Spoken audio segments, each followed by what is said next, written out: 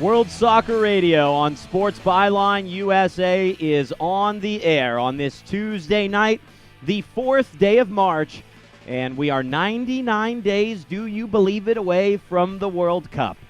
The English Premier League soccer snob, self-proclaimed, by the way, Nick Eber is out tonight. Nick's away on vacation this week.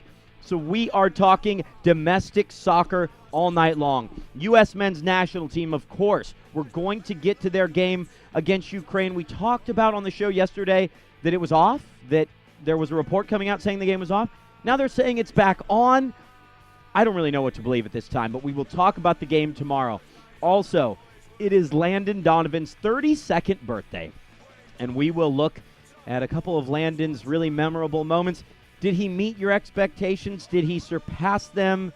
Did he fall a little bit short after that incredible start, obviously with the Olympics all the way back in Sydney in 2000 when he really burst on the scene? Then we continue our MLS previews. Marc Serber will be back with a bit more on Chivas USA.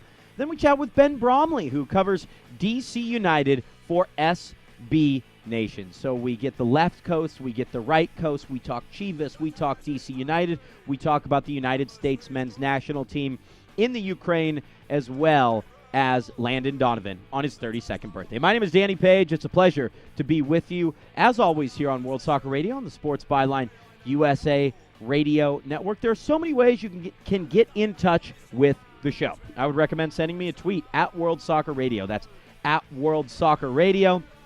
Or give us a call in studio. 800-878-PLAY. That's 800-878-PLAY is the call-in number. If you're watching on our stream, watch WSR.com. You see it right below you.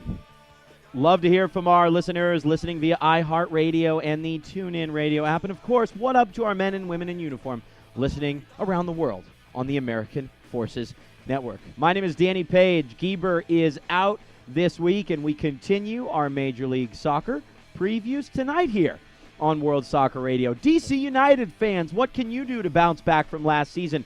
Chivas USA fans, are you already thinking about next season? Those are the questions that I want answered from you right here tonight on World Soccer Radio. D. Page taking you through the world of football over the next 60 minutes. We will take a very brief time out here on the Sports Byline USA Radio Network as we roll along midweek here on WSR. We'll be right back.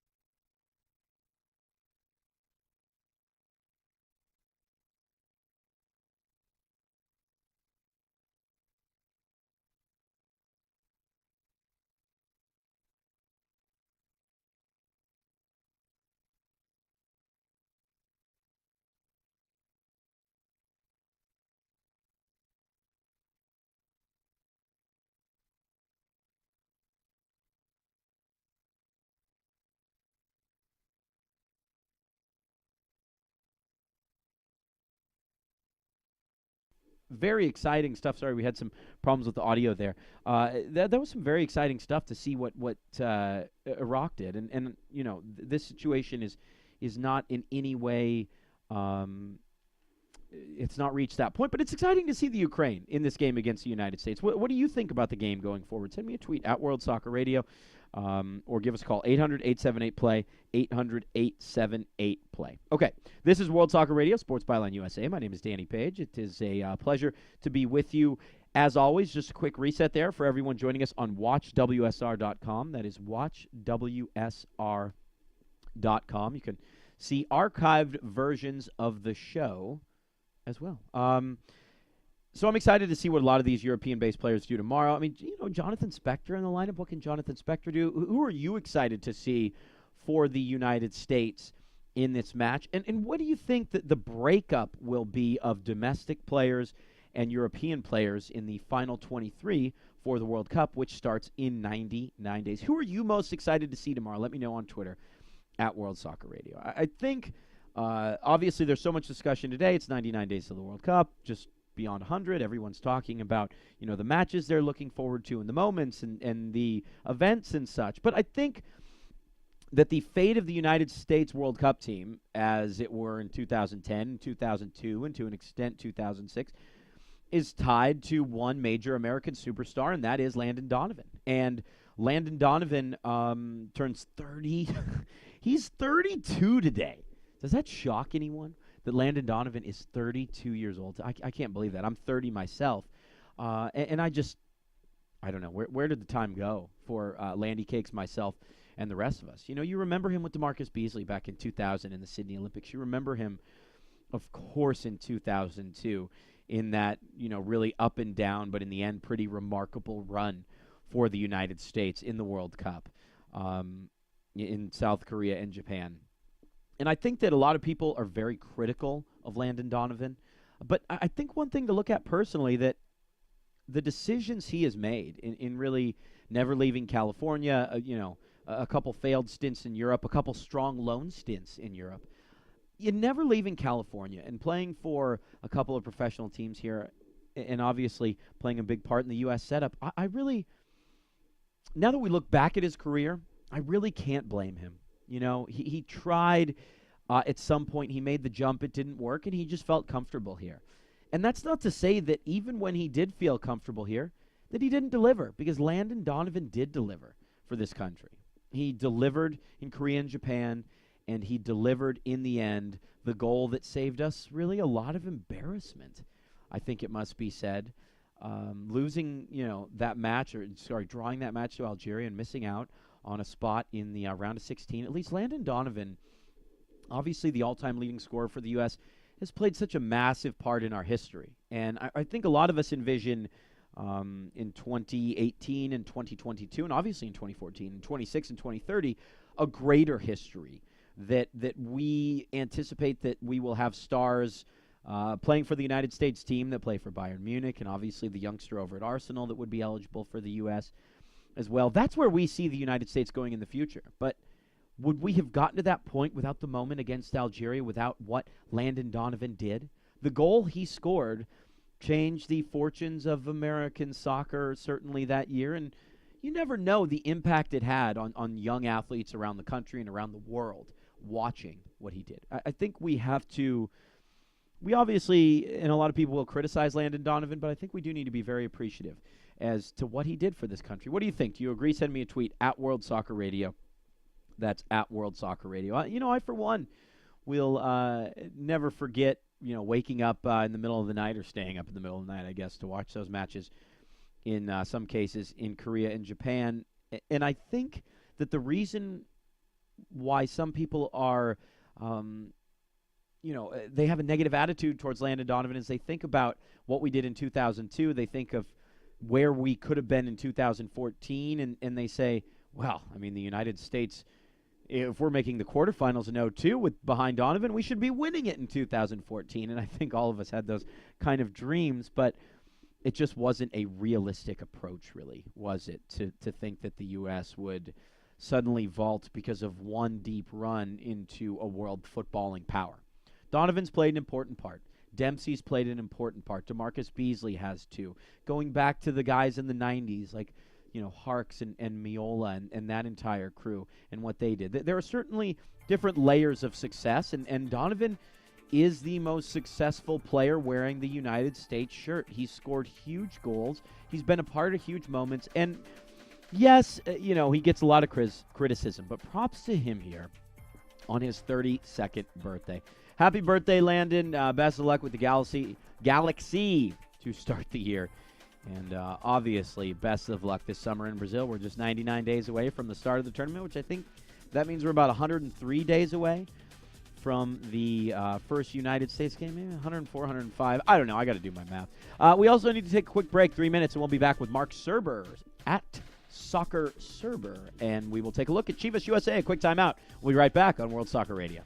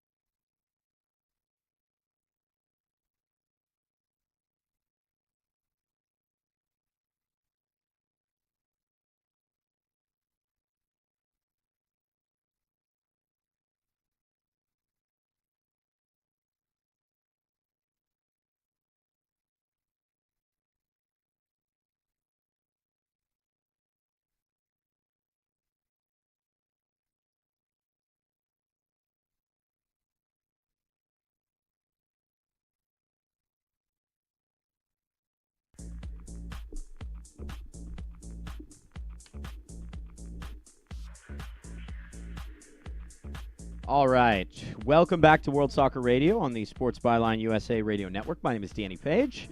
Pleasure to be with you on iHeartRadio, TuneIn Radio, WatchWSR.com, so on and so forth. Nick Eber is out this week. My pleasure being with you. Had a little audio snafu earlier, but we are up and running now on all platforms. We literally are everywhere. Two guests coming up on this show. Ben Bromley from SB Nation. We'll talk DC United. But up first, our buddy Marc Serber to look at Chivas USA. Marc did the play-by-play last year on KDOC TV here in Southern California. Marc, what's up, big guy? What's going on?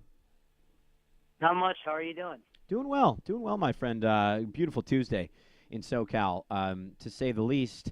I'd kind of like to maybe spend a moment a little bit later on the U.S. men's national team and your thoughts on that. But let's talk about Chivas USA. Just talk to me, Mark, about your experiences last year covering the team, covering the organization, being a part of that broadcast team as well. Just kind of your thoughts on the organization as a whole, where they were then and where you think they can be in a few years' time under new leadership. Well, I think the one thing to make clear is that the broadcast team was pretty much separate from the organization. Right. We did one game at the stadium. The rest of the game, we only did 7 games for KDOC. So I did go to every practice, and they were very welcoming and very helpful. Great. And, gave us the notes and gave us everything that we needed. But we didn't see the inner workings. We didn't see the problems that were obviously going on in the front office. However, I think with Nelson Rodriguez coming in, that was a masterstroke. I think he's going to do a great job, and I think him and Cabrera are going to work really well together. As for the team last year, it was hard to watch because you get to know these guys. We saw how hard they were working, and we'd see what they were working on, and they would get into these game situations. They were either just overmatched or it just wasn't working for them. So it was frustrating to see, but this was still a team of hard workers and guys who, throughout the season, even only winning 6 games and going on the losing streaks, they always were joking around. They were relaxed. They kept a good mind, and they kept up their work rate, never really put their heads down. So I think with the additions this year, if they can maintain that kind of attitude, then the playoffs might be a stretch for them because the West is so loaded. But at the same time, I think they're going to win a lot more than just 6 games. Yeah, we've seen stranger things happen, haven't we, in American sport, Mark? This team, which additions really stick out to you? What really do you think can help this team improve their level of play at Chivas USA this season? I think they've done a good job of working on all 3 lines. I think obviously the addition of Luke Moore, former Aston Villa, from Albion player, is huge. I think the midfield, though, is where they did the best, bringing in Fragoso, who came up through the Real Madrid youth system, played in Barcelona's B, actually turned out for Barcelona in 2005 Cup game, so he'll be very important. Pelletieri coming in, a lot of people expect him to play kind of at the top of the diamond, but I kind of see him battling with Minda because he's more of a destroyer coming out of racing in Argentina where he was the captain. And Minda last year was very lackadaisical for me, contented himself with simple passes. I think Pelletieri will do a better job of connecting the team. And, of course, Rosales coming in where he had 34 assists during his time with Seattle. And so I think Wilmer Cabrera is really going to structure that team around Rosales. And I think that what you're going to see is a lot of interchanging, a lot of diagonals, and a lot of decoy runs that aren't necessarily for the ball, but to open space for that second or third man to run through. And I think that you're going to see a team that Cabrera said the whole idea is to move the ball quicker while keeping possession, and those additions are going to do it. At the same time, at the back, you brought in Andrew Jean-Baptiste, who had a spectacular fall from Grace of Portland, but played really well, and we've seen what he can do at his best. And I think the 2 things about Baptiste is, number 1, he needs to work better at passing the ball out of the back. And number 2, it's his maturity level. That's why Portland 2 seasons ago sent him on loan to the LA Blues. Now it's the Orange County Blues, and he had trouble with his maturity there. But I think if Carlos Bocanegra can really keep him grounded and teach him, then that's a very strong center-back pair. At the same time, I think that the flanks are going to be where the weakness is. They have Marky Delgado, who, at 18 years old, did very well last year till he got injured, but still a lot of burden on him. And so both flanks is where they had a lot of trouble last season and where I don't really see them addressing the problems. But I think that Moore coming in is really going to help Torres. Special. Depending on how long Torres stays. And I also think that there's a guy named Matthew Fondy who didn't score last year, but he just runs and runs and runs. He's a real hassle for defenders. And him and Bofo, I think, will be a handful off the bench. Marc Serber, our guest here at Soccer Serber. You can find him on Twitter. Did some play-by-play for Chivas USA last year. He's done a lot of soccer broadcasting for Fox Soccer and others throughout the years. What about the mindset? Is this just kind of a Montreal Expos moment here for this season? Or will players be sort of playing for their spot in a rejuvenated, rebranded franchise? I think that they're going to be playing for their spot because the bottom line is everybody obviously wants to play in the MLS, and they know that after next year they're still going to be a team in some kind of form, and the bottom line is that they want to keep their positions. At the same time, I think Cabrera made a really good point, is that for the players, they're just there to play, and obviously I've seen teams from the front office all the way down, and what happens in the front office does affect teams, but for Cabrera and his men, their objectives didn't change, and they're out there. They're still working on what they need to work on, their tactics, their technique. None of that is changed by what goes on in the front office, and I also think Nelson Rodriguez coming in is really going to change that. So I think even though it's the last year for Chivas USA, they want to go out with a bang. They want to get into the postseason for the first time after a 4-year absence. Right. And I think that they want to bring in supporters and say, hey, look, this is what we're about heading forward no matter who we are. And they also want to bring in fans, and they want to bring in sponsors as well. So this is something where it's important for every single player. And so I don't think it's an Expos thing where they're all sitting around. I mean, even Dan Kennedy said with Nelson Rodriguez coming in with the kind of preseason they had undefeated that he senses something special could be on the cards. And I think that he doesn't necessarily mean this season because it's going to be a tough season for any team in flux. But I think down the line that this is a team that could very well continue to improve, especially with the mix of youngsters that they had last year who are just too inexperienced, plus the veterans that they bought in. If they continue to bring in a few good players each year, this is a team that could work its way up the Western Conference. Marc Serber, our guest here on World Soccer Radio, talking Chivas USA as our MLS previews continue. Given the fact that you are SoCal-based, Marc, do you see the potential for this team being rebranded and put somewhere else? Can you see it being maybe not as big as the Galaxy, but being a successful, well-attended franchise? I think so much of it depends on how they do this season, right, what their record is. They obviously have that base of fans, but you still were only seeing 8,000 as what was announced, whether that was actually what was in the Staples Center, or the StubHub Center, versus the 20,000 to 27,000 you get at the Galaxy games. Right. And so what it's all going to come down to is not only do they win on the field, but can this front office get people in the seats, and even more so, can they get the sponsorships that they need? And then once they do that, I think the biggest thing is they really want to separate themselves from the Galaxy. They don't want to just be known as LA's lesser team or LA's second team. So it's going to be not only how they rebrand themselves, but also they talk about planning to move away from the StubHub Center. And what's the biggest problem we've seen with teams such as DC United or teams that want to get into the MLS, and it's building a new soccer-specific stadium. Absolutely. And the question is, where is that going to happen? And there hasn't really been talks about that. And whether new ownership groups come in, they're going to have to come in with a clear idea of a stadium and where that's going to be, or else I don't see them getting picked. So I think that's a big thing as well, and I don't think that they need to play in a cavernous stadium such as the StubHub Center, but they do need a good 18 to 20,000 seat stadium, and they need to find a way to fill it, and they need to find a way to reach out to new fans, and I think that's why they're rebranding themselves. I mean, one thing that I always thought about is when Chivas USA came, it was a great idea. Chivas is so big in Mexico, and obviously the Mexican population in Southern California is huge. But the bottom line is not everybody from Mexico and Southern California is a Chivas fan. Not even close. Why are they going to support a team that they hate? Because if you don't love Chivas, you hate Chivas. And so I think that's one of the things that they didn't really think about coming into the league, and that's why a rebranding might be a good idea. Yeah, one reason it didn't work. Hey, we got about 45 seconds here, Marc. Just quickly on his 32nd birthday, your thoughts on Landon Donovan over the years?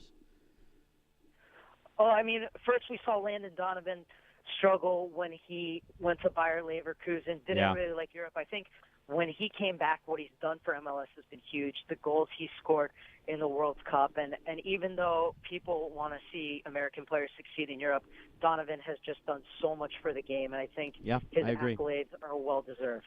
Yeah, I agree with you on that, Marc. Hey, we appreciate it, man. Let's catch up again sometime soon. You take care of yourself, okay? It's a pleasure. Thanks so much for having me on. Thanks, Marc Serber. Great information, as always. Did some play-by-play last year for KDOC TV. A couple tweets coming in here. John P. O'Donnell Jr. at OhMyOhMy96. We're going to get to your question, by the way, in a minute, John, your other question. Have they sold season tickets at all, or will it be a ghost town? I'm thinking, Montreal Expos in that big dome back in the earlier part of the last decade before they moved to Washington. It's going to be empty. Unfortunately so. It'll probably be pretty empty. And, having a player like Luke Moore, having Carlos Bocanegra there, Eric Avila playing on the right. I mean, there are a couple exciting players. But I just think that especially in L.A., when you give the mindset that, oh, hey, we're moving, by the way, or we're not, the current incarnation, and we probably won't make the playoffs. Doesn't look good. We're going to take a timeout on World Soccer Radio. We'll talk about D.C. United. Obviously, a great season last year in the Cup, but an awful season in Major League Soccer. We'll break it down with Ben Bromley, who covers D.C. United for SB Nation. A quick break. We'll be right back on World Soccer Radio. Not all water is created equal, so take care of your body and drink Alchemy water. Alchemy's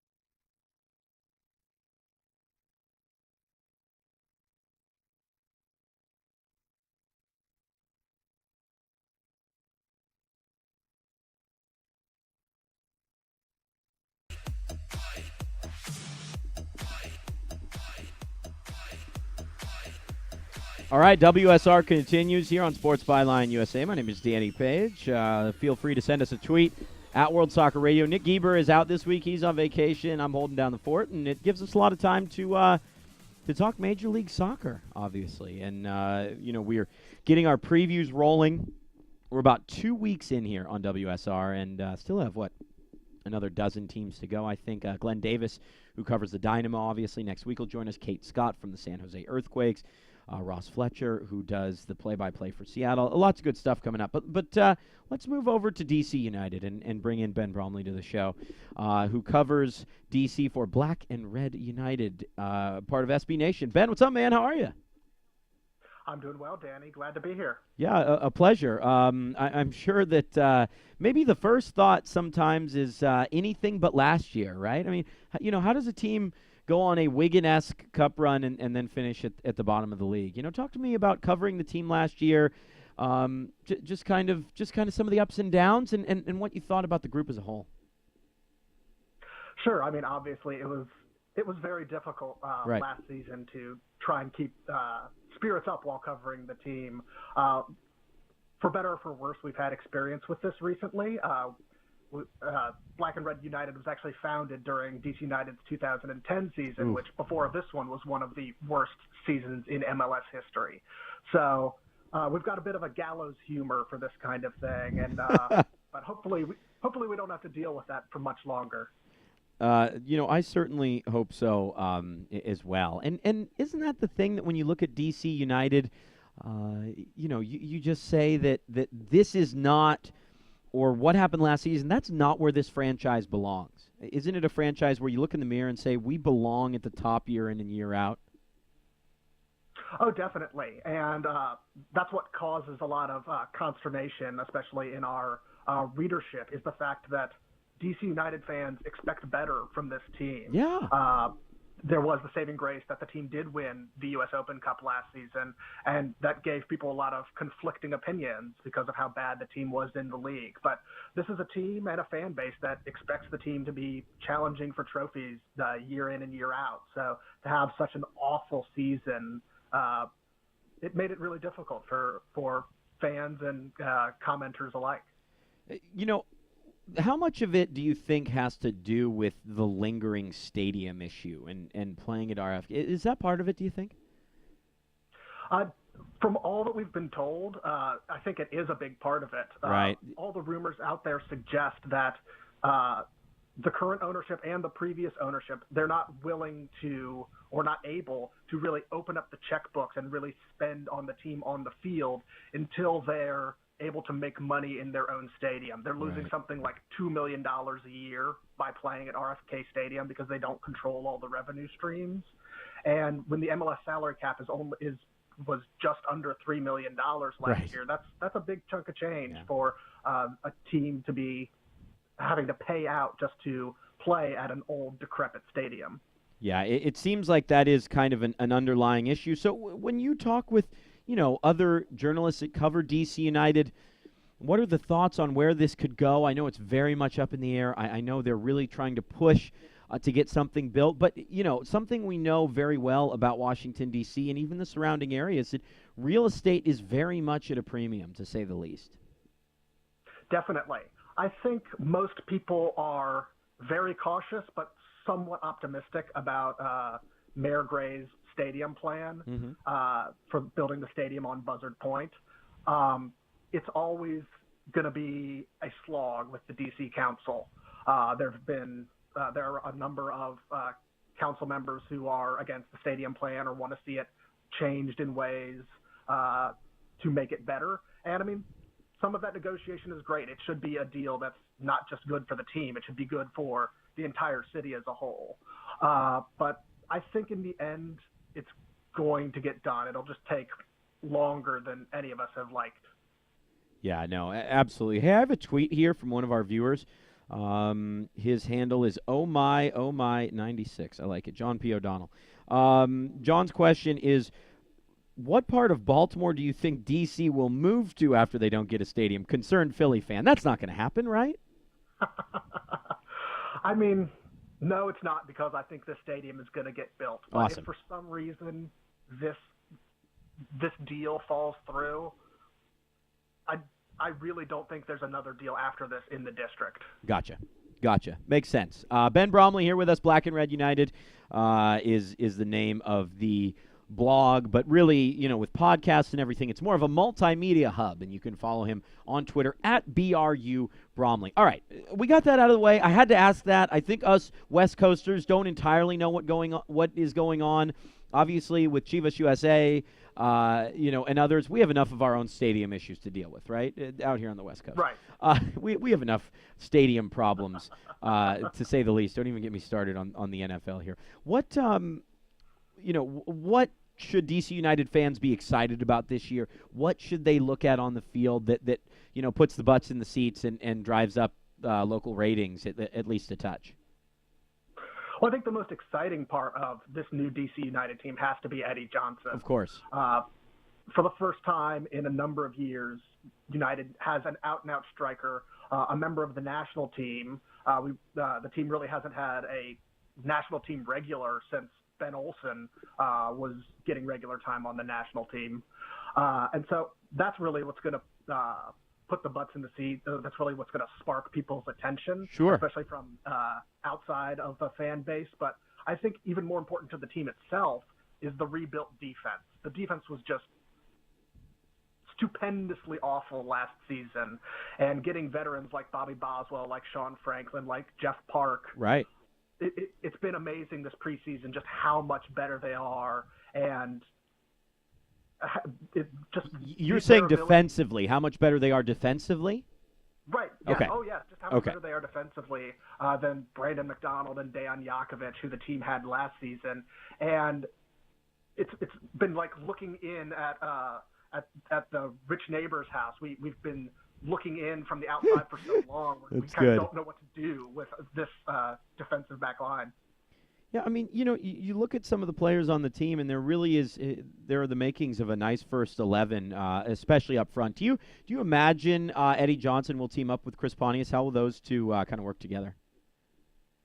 Well, Chris Pontius is going to be out for the first couple of weeks. He's still is he really? From a hamstring injury, that he suffered at the end of last season. But I think when he works his way back in, I think you'll probably see him competing with Fabian Espindola for time as that second striker. Gotcha. Or you could see him come in from the left wing. He's played in both positions. So I think he'll start out on the bench just to force him to prove why he needs to be on the team. And when Ben Olsen can't afford to leave him on the bench anymore, that means he'll be at his best, and he'll be at his best for the team.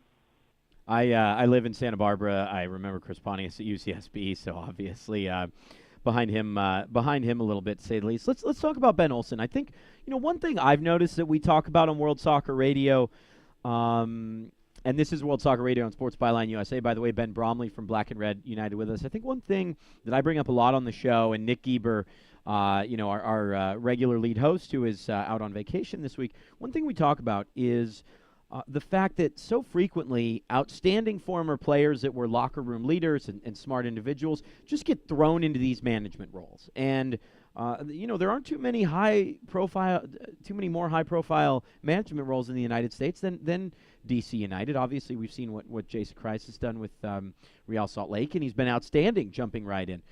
How has it been, working with Ben Olsen, and how is he growing, do you think, and what kind of manager can he be? The fact that he was thrown right in is a big thing. I mean, he got half a season as an assistant coach before the team fired Kurt Anolfo and put in Ben Olsen. And they were actually looking for a coach in that 2010 to 2011 offseason. They actually offered the job to Caleb Porter for the second time, and he turned them down again. So they really wanted Olsen to continue to be an assistant initially. But the same coach that brought us the 2013 season when everything went wrong also brought us the 2012 season when everything went right. Yeah. So I think it's a little unfair to judge Ben Olsen solely on the 2013 season. I know plenty of people wanted him to get fired after last season, and I wouldn't have blamed the team if they had fired him. But I think he really can be a very good coach in this league. Throughout the entire season, he never lost the locker room. All the players were still 100% behind him, even though they won 3 league games the entire year. So I think that is a mark of his character, a mark of his leadership abilities. and he deserves another shot, really. Yeah, he deserves another shot. Yeah. And of course, if the team fails this year, then I think even Olsen would say that he deserves to be fired. Yeah. So but I think giving him this 2014 season was definitely the right choice. Ben Bromley with us here. He covers DC United for the blog Black and Red United. We'll call it blog, but it really is a full-range multimedia site covering the team. All right, what games are you looking forward to this year? Obviously, early on the trip to Toronto, I'm sure will be a fun one just to see where that team is, to see who starts for Toronto. It's who everyone's excited to see, at least see what they do. Oh, of course, and it'll be I mean, all the games are good measuring sticks, but Toronto, to see how the team compares to a team that's expected to be one of the best in the league. In April, of course, it's the first game of this season against the New York Red Bulls. Right. It's always good to play the big rival. And home game, no less. Yes, exactly. That's nice. And hopefully knock them around a little bit and really beat up on them. And then after that, the game right after that Red Bulls one is against the Columbus Crew. Uh-huh. And I think that'll be a good measuring stick for how the season is going so far. Because if at that point, if the team can't beat the Columbus Crew, I would say that the season is not going nearly as well as it should be. No, absolutely. I think it's one of those games that doesn't just jump off the schedule at you, but that it's very important, 6 games in, to find out where this group might be. All right, Ben, tell us what we can find on Black and Red United. Sure. Right now we're previewing all the other Eastern Conference teams for our fans to see how they stack up against DC United, how we should expect to compare against them, how they're going to run out this year.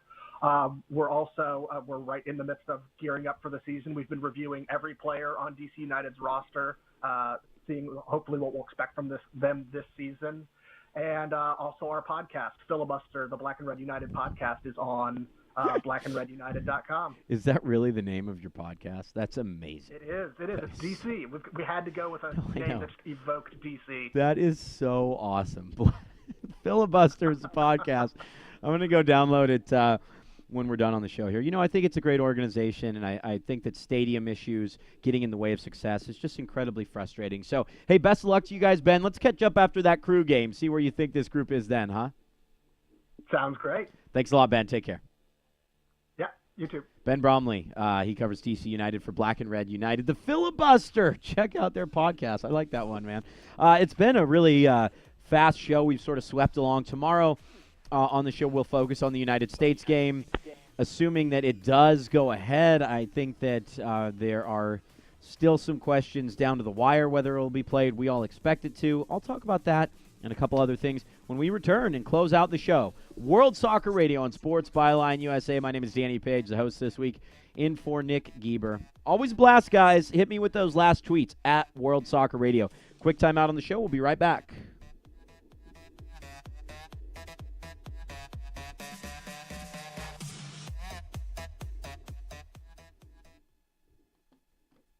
When you struggle with credit cards, hey Danny, every month, you're not just in